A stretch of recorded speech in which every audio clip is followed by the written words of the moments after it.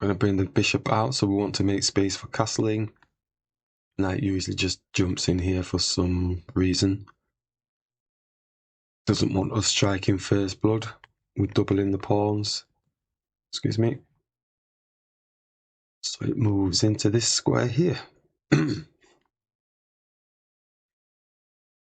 Yeah, okay, it's giving us first blood. Let's take. So double the pawns. We can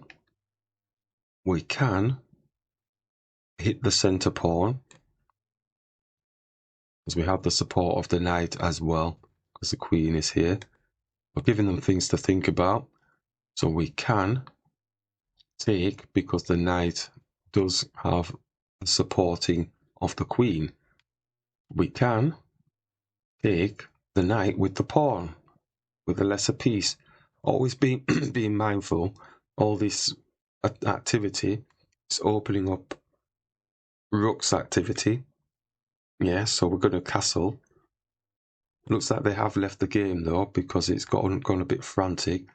But looking on the positive side of there for them, if they were looking at it in developing, I mean, they've got two double pawns here, but what they do have is half open files.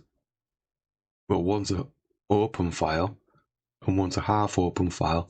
So in essence, they could be utilizing their rooks down these avenues. But on the negative side, +5 for us, they have double pawns. Yeah. So it's a weakness because they're not linked. So for endgame activity, they're easier to take off the board. So the minuses and negatives of double pawns. Plus for the opponent, if they're thinking that way, if they're wanting to think that way, but it doesn't look like this opponent wants to. It looks like they've left the game. So we got there fairly quickly. +3 at the minute. I think we're up a minor piece as well from that exchange because they left their knight there. Smaller piece taking a higher piece. You'll have your own mantra in terms of what you believe are your candidate moves, your candidate processes. Some people are just going simple, which is checks, captures and threats or whatever.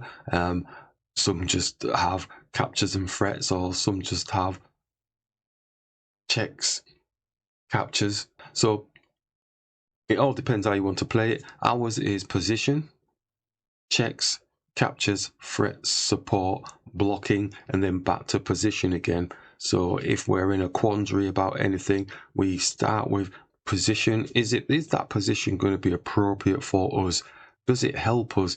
Because you can do an attack, but it might be done under the unsurest of footing possible.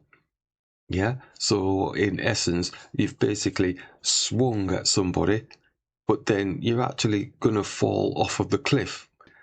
So you've put yourself in danger by actually doing that capture. Looks nice, feels nice, you're capturing a piece, but the end result is you're losing either more material, more position, or you're just getting mated. One of those types of situations.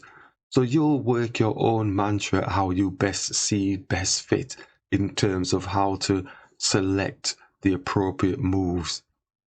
Yeah, whether it's a case of, well, okay, you might not choose position as your top thing because you're not a positional player.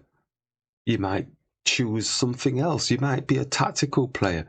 Yeah, but then you're going to have your own way of dealing with those things. Then we obviously position, checks, captures, threats, support. Threats, support. Supporting is self-explanatory, so supporting any pieces that need supporting where need be.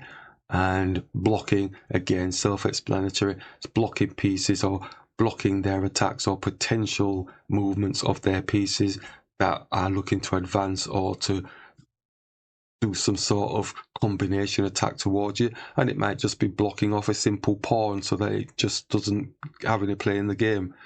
It might be blocking off the bishops, their diagonals, and seeing them out of the game. Smallest of movements can really impact the games. So having those kind of options and choices for your candidate maneuvers can assist you with your choice of the next move you're going to make.